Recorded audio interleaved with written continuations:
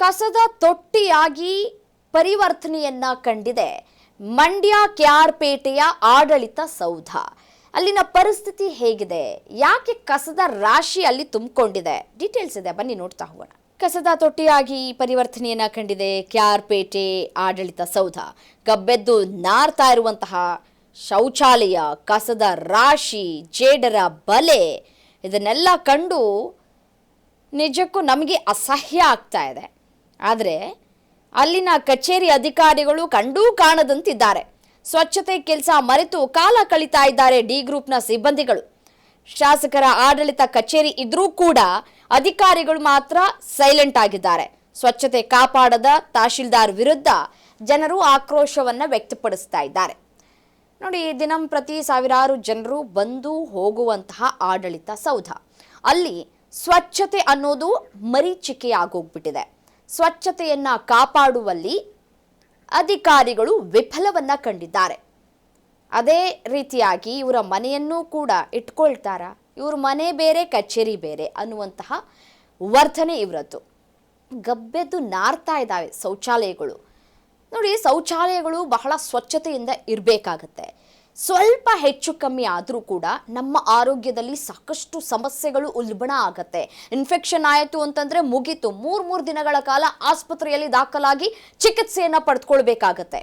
ಕಸದ ರಾಶಿಯನ್ನು ಕೂಡ ಕ್ಲೀನ್ ಮಾಡೋದಕ್ಕೆ ಯಾರು ಸಿಬ್ಬಂದಿಗಳಿಲ್ವಾ?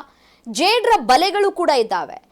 ಮತ್ತೆ ಆಫೀಸನ್ನು ಕ್ಲೀನ್ ಮಾಡೋದಕ್ಕೆ ಯಾವ ಒಬ್ಬ ಸಿಬ್ಬಂದಿಗಳನ್ನು ಇಟ್ಕೊಂಡಿಲ್ವಾ ಅಂತ ಹೇಳಿ, ಇದ್ರೂ ಕೂಡ ಆರಾಮಾಗಿ ಈ ರೀತಿಯಾಗಿ ಕಾಲ ಕಳೀತಾ ಇದ್ದಾರಾ ಅಂತ ಹೇಳಿ.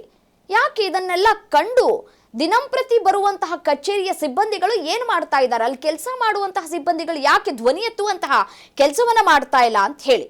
ಸ್ವಚ್ಛತೆ ಕೆಲಸ ಮಾಡಬೇಕಾಗಿರುವಂತಹ ವಿಚಾರ ಇದು. ಅದೆಲ್ಲವನ್ನ ಕೂಡ ಮರೆತುಬಿಟ್ಟು ಆರಾಮಾಗಿ ಕಾಲ ಕಳೀತಾ ಇದ್ದಾರ ಸಿಬ್ಬಂದಿಗಳು ಅಂತ ಹೇಳೋರಿಲ್ಲ, ಕೇಳೋರಿಲ್ಲ. ಪ್ರತಿ ತಿಂಗಳು ಸಂಬಳ ಬರುತ್ತೆ, ಆ ಸಂಬಳ ತೆಗೆದುಕೊಂಡು ಆರಾಮಾಗಿ ಮಜಾ ಮಾಡ್ಕೊಂಡು ಇರೋಣ. ಸೊ ಆ ಕಚೇರಿ ಏನಾದ್ರೇನು, ನಮ್ಮಪ್ಪನ ಮನೆದು ಹೋಗ್ಬೇಕಾ? ಯಾರೋ ಕಟ್ಟಿದ್ದಾರೆ, ಇನ್ಯಾರೋ ಅದನ್ನ ನಿಭಾಯಿಸ್ತಾ ಇದ್ದಾರೆ. ಯಾರು ಬಂದು ಯಾರ ಆರೋಗ್ಯ ಹಾಳು ಮಾಡಿಕೊಂಡ್ರೆ ನನಗೇನಾಗಬೇಕು ಅನ್ನುವಂತಹ ಉಡಾಫೆ. ಸ್ವಚ್ಛತೆ ಅನ್ನೋದು ಮರೀಚಿಕೆ ಆಗೋಗ್ಬಿಟ್ಟಿದೆ. ಮತ್ತೆ ಅಲ್ಲಿ ಬರುವಂತಹ ಜನಸಾಮಾನ್ಯರ ಒಂದು ಅಳಲನ್ನ ಕೇಳೋದಕ್ಕೂ ಕೂಡ ಯಾರೂ ಸಿಗ್ತಾ ಇಲ್ಲ ಅನ್ನುವಂತಹ ಮತ್ತೊಂದು ಗಂಭೀರ ಆರೋಪಗಳು ಕೂಡ ಕೇಳಿ ಬರ್ತಾ ಇದೆ. ಇರಪ್ಪ ಸ್ವಲ್ಪ ರೆಸ್ಟ್ ರೂಮ್ಗೆ ಹೋಗ್ಬಿಡೋಣ ಅಂತ ಹೇಳಿ ಹೋದಂತಹ ಜನರು ಬೆಚ್ಚಿಬಿದ್ದಿದ್ದಾರೆ. ಇದೇನಾ ಇವರು ಕಾಪಾಡ್ತಾ ಇರುವಂತಹ ಸ್ವಚ್ಛತೆ ಅಂತ ಹೇಳಿ ಪ್ರಶ್ನೆ ಮಾಡ್ತಾ ಇದ್ದಾರೆ. ಮನೆನೂ ಕೂಡ ಇದೇ ರೀತಿಯಾಗಿ ಇಟ್ಕೊಳ್ತಾರ.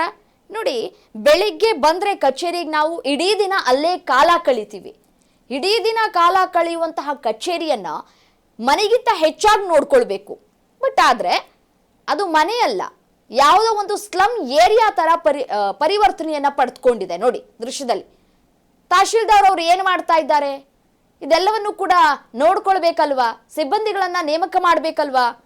ತಹಶೀಲ್ದಾರು ಫುಲ್ ಬ್ಯುಸಿ ಆಗಿರ್ಬೇಕು, ಎ ಸಿ ರೂಮಲ್ಲಿ ಕೂತ್ಕೊಂಡು ಕಾಲ ಕಳೀತಾ ಇರಬೇಕು. ಆಯ್ತು ನೋಡ್ರಿ ಸರ್, ಮೇಲ್ಗಡೆ ಇದ್ರೆ ಡಿ ಗ್ರೂಪ್ 4 ಜನ ಇದ್ದಾರೆ ಅಂತಾರೆ. ಇದು ಇವತ್ತೇ ಹಾಕಿರೋದಾ?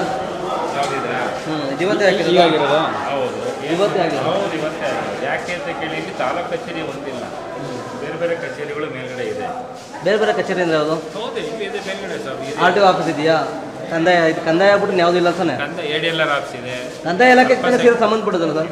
ತಾಲೂಕು ಕಚೇರಿ ಒಂದನ್ನೇ ಕೇಳ್ಬಿಡಿ, ನೀವು ಬೇರೆ ಬೇರೆ ಕಚೇರಿಗಳು. ಆಯ್ತು ನೋಡ್ರಿ ಸರ್, ಮೇಲ್ಗಡೆ ನಿಮ್ಮ ಶಾಸಕರು ಬಂದು ನೋಡ್ಕೊಂಡ್ಬಿಡ್ರಿ. ಇವತ್ತು ಹಾಕಿರೋದು ಅದೆಲ್ಲ. ಆಯ್ತು ನೋಡ್ರಿ ಸರ್, ಮೇಲ್ಗಡೆ ನಿಮ್ಮ ಮೆಟೀರಿಯಲ್ ಹಾಕೊಂಡಿದ್ರು ಇಲ್ಲಿ. ಈ ಕೆಲಸ ಕ್ಲೋಸ್ ಆಗಿದೆ. ಗಿಡ ಹೆಂಗ್ ಬೆಳೆದಿದೆ ನೋಡಿ. ಬಿಲ್ಡಿಂಗ್ ಸರ್, ಇಲ್ಲಿ ಮೆಟೀರಿಯಲ್ ಹಾಕೊಂಡಿದ್ರು, ವರ್ಕ್ ನಡೀತಾ ಇತ್ತು ಮೇಲ್ಗಡೆ. ಆ ಮೆಟೀರಿಯಲ್ ಎಲ್ಲ ತಗೊಂಡೋಗಿ ಕ್ಲೀನ್ ಮಾಡಿಸ್ಬೇಕು, ವರ್ಕ್ ನಡೀತಿತ್ತಲ್ಲ, ಅದರಿಂದ ಇಲ್ಲಿ ಮೆಟೀರಿಯಲ್ ಹಾಕೊಂಡಿದ್ರು. ಬಿಲ್ಡಿಂಗ್ ಉಳ್ಕೊಳತ್ತಾ? ಹೌದು, ಎಲ್ಲ ಇಲ್ಲಿ ಮೆಟೀರಿಯಲ್ ಇತ್ತು. ಈಗ ಕ್ಲೀನ್ ಮಾಡಿರೋದು ಮೆಟೀರಿಯಲ್ ಎಲ್ಲ ಈಗ ತಗೊಂಡೋಗಿದ್ದಾರೆ ಅವರು, ಕೆಲಸ ಮಾಡ್ತಿದ್ದವರು. ನೋಡಿ ಇಲ್ಲಿ ನೋಡಿ, ಈಗ ಕಾಫಿ ಟೀ ಕುಡಿದ್ಬಿಟ್ಟು ಮೇಲ್ಗಡೆಯಿಂದ ಗ್ಲಾಸ್ಗಳು ಹಾಕಿದ್ದಾರೆ. ನೋಡ್ರಿ ಸರ್, ಮೇಲೆ ಪ್ರತಿ ದಿನ ಬಂದು ಕ್ಲೀನ್ ಮಾಡ್ತಾರೆ ನಮ್ಮ. ಆಯ್ತು ಸರ್, ಮೇಲ್ಗಡೆ ನಿಮ್ಮ ಇವ್ರು ನೋಡಿ ಇದೆ ನೋಡಿ ಸರ್.